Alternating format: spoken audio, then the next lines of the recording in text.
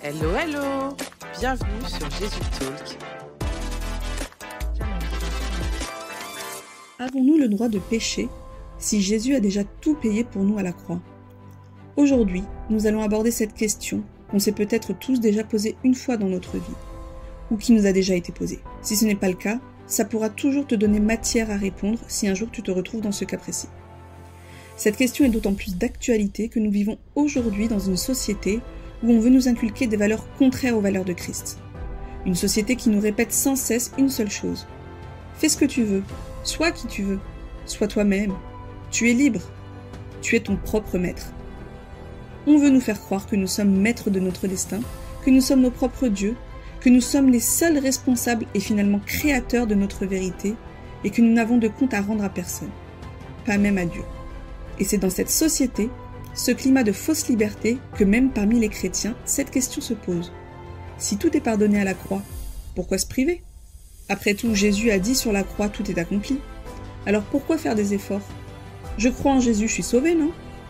Alors pourquoi ne pas vivre comme je veux? C'est une vraie question qu'on souhaite soulever ici, qui touche à quelque chose de fondamental. La grâce de Dieu est-elle un permis pour tout faire? Dans cet épisode, on va prendre le temps d'y réfléchir à la lumière de la parole de Dieu. On parlera de ce qu'est vraiment la grâce, de ce que Jésus a payé pour nous, mais aussi de ce que cela change concrètement dans notre vie. Parce que non, le message de Jésus n'est pas « tout est pardonné, tu as la liberté en moi, donc maintenant vis comme tu veux », c'est bien plus profond que ça. Reste avec nous, ça va peut-être te surprendre. Tu veux creuser la parole de Dieu? Bienvenue sur Deep Talks. Chaque épisode est une exploration profonde entre versets, théologie et révélation. Commençons par expliquer ce qu'est la grâce. La grâce est un cadeau immérité fait par notre Seigneur à chacun d'entre nous. Ce cadeau, nous le recevons lorsque nous ouvrons notre cœur à la bonne nouvelle de Christ et acceptons ce qu'il a enduré pour nous. Son arrestation, les tortures, les moqueries, sa condamnation à mort, sa crucifixion jusqu'à sa résurrection, dans le seul but d'apaiser de manière définitive la colère de Dieu le Père. Créons ainsi ce pont entre Dieu et nous. Ce sacrifice à la croix nous a donc rachetés aux yeux de Dieu.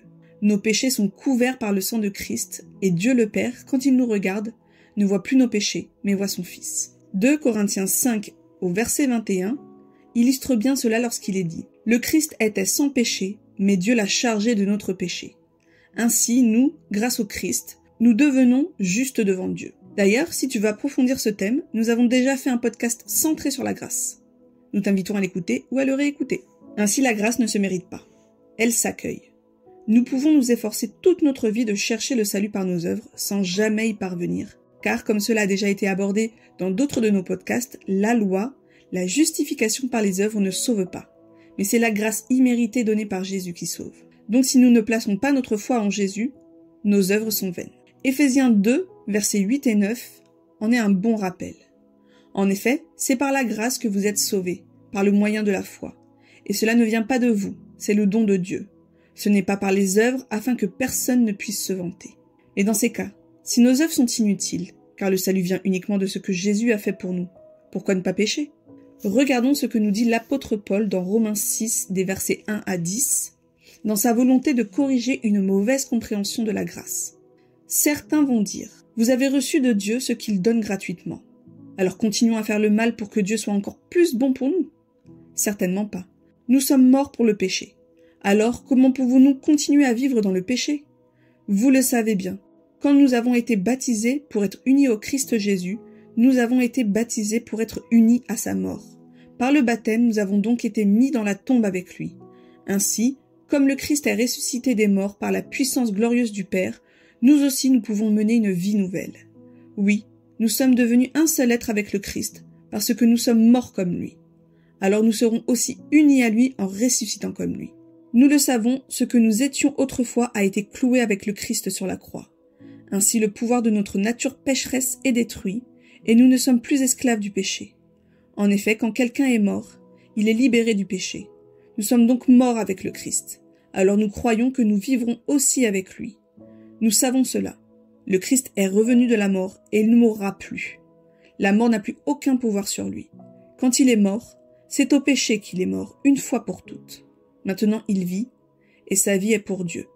Non seulement dans ce passage, Paul nous rappelle que la grâce ne justifie pas le péché, elle ne nous libère pas pour nous donner le droit de continuer à pécher et vivre selon notre chair, ou selon les standards de ce monde déchu, mais elle nous libère du péché.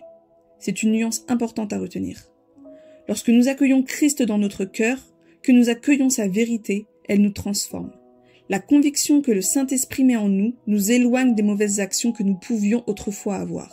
Des péchés qui, avant, ne l'étaient pas à nos yeux, mais également des péchés complètement intentionnels de notre part. Rappelons quand même un point important. Rien ne peut être caché aux yeux de Dieu. Nos propres pensées, il les entend. On peut cacher bien des choses au monde. Et encore qu'il y a un verset qui dit bien que tout sera mis en lumière. Mais ça, c'est pour une autre conversation. Mais à Dieu, on ne peut rien lui cacher.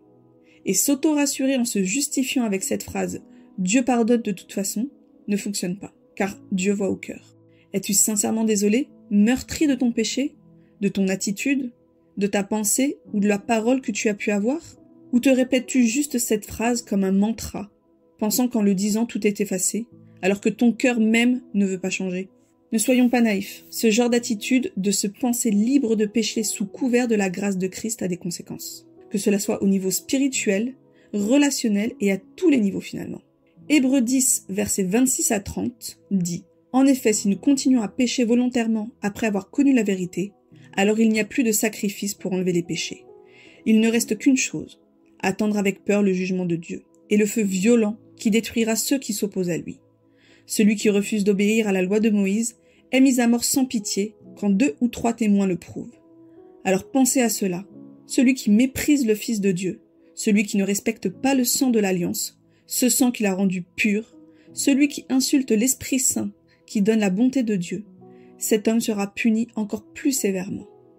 Nous le connaissons, celui qui a dit « C'est moi qui jugerai, c'est moi qui rendrai à chacun ce qu'il mérite. » Et encore, le Seigneur jugera son peuple. Oui, c'est une chose terrible de tomber entre les mains du Dieu vivant.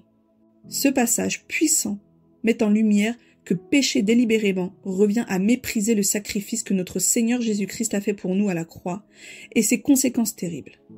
Pécher de manière délibérée, après avoir pleinement compris le message de l'Évangile et avoir donné sa vie à Christ, est un rejet conscient et volontaire du salut qu'offre notre Seigneur. Et il n'y a pas d'autre salut qu'en Christ.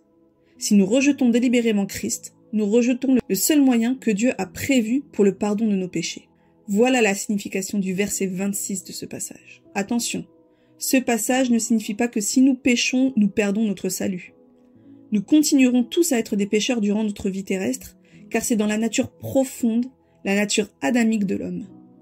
Mais il y a une différence entre pécher de manière inconsciente, lutter contre un péché et s'en repentir sincèrement, demandant à notre Seigneur de nous changer, même si la rechute peut arriver, et pécher de manière consciente, en pensant que ce n'est pas grave car nous avons le pardon de Christ. Rappelons-nous que ce n'est pas parce que nous avons eu notre rencontre avec Christ, que nous avons décidé de nous baptiser, que nous publions des versets de la Bible sur nos réseaux, que nous portons une croix au cou, que ça signifie que nous sommes dans la volonté de notre Seigneur.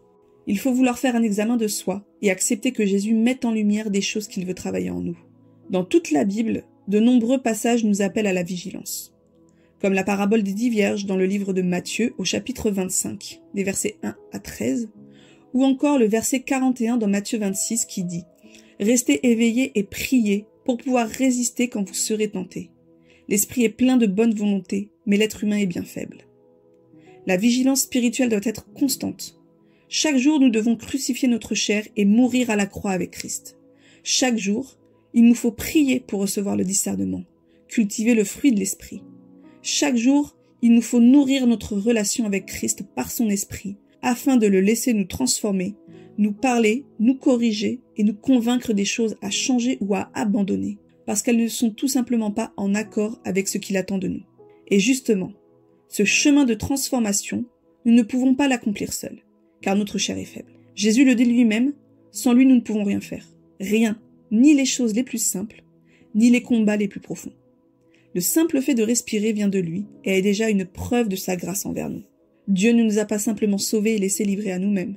Il nous a donné son esprit pour habiter en nous et nous enseigner, nous conduire, nous rendre capables de répondre à la grâce. Sans lui, notre lutte contre le péché est vaine. Mais avec lui, nous avons la force de mourir à nous-mêmes jour après jour. Comme le dit Philippiens 2, verset 13, oui, C'est Dieu qui agit en vous.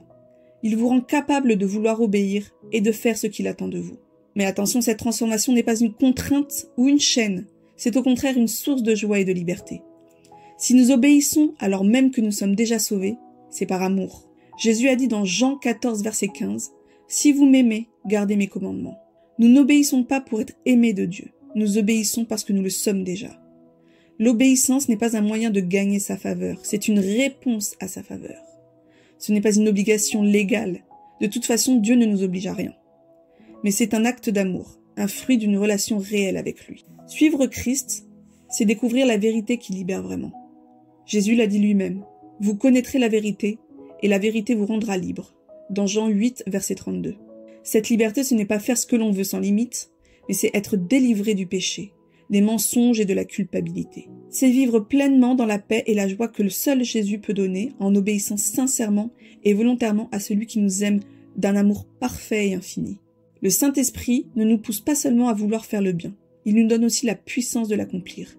Il nous guide loin du péché, il nous avertit quand nous nous égarons, il nous fortifie dans la tentation et nous attire toujours plus près du cœur de Jésus. C'est vrai, nous l'entendons et le répétons souvent, le salut est gratuit. C'est la grâce. Un don que Dieu fait sans condition préalable et sans qu'on puisse le mériter. C'est vrai. Mais il a un prix. Christ a payé ce prix. Mais il a également un prix de notre part. Pas pour l'obtenir, mais un prix pour le recevoir, pour y répondre. La croix change tout. Elle demande une réponse radicale et entière. Jésus a dit dans Luc 9, verset 23, « Si quelqu'un veut être mon disciple, qu'il ne pense plus à lui-même. Chaque jour qu'il porte sa croix et qu'il me suive. » C'est ça le paradoxe de la grâce. Elle ne coûte rien, mais elle nous coûte tout pour marcher dans la vérité de Christ et de ce qui a été accompli. Parce que si la grâce de Dieu est véritablement en nous, elle produit une vie transformée, un cœur qui lutte contre le péché et non qui s'y installe. Alors oui, la grâce est gratuite, et elle t'est offerte là, aujourd'hui. Tu n'as rien à payer pour être sauvé, mais tu as tout à perdre si tu la refuses. La croix, ce n'est pas juste un symbole, c'est un appel à ne pas rester les mêmes, mais un appel à mourir pour vivre vraiment. Un appel à laisser le Saint-Esprit nous transformer jour après jour. Parce que la vraie liberté, ce n'est pas de faire ce que nous voulons. C'est être libre de faire ce que Dieu veut. Alors aujourd'hui, ne restons pas dans l'illusion d'un salut sans transformation. Si nous croyons vraiment que tout est accompli, alors vivons comme des personnes pour qui tout a changé. Non, la grâce illimitée n'est pas un permis pour un péché illimité. Merci à toi d'avoir écouté ce podcast. Si cet épisode t'a parlé, partage-le autour de toi et retrouve-nous sur Instagram.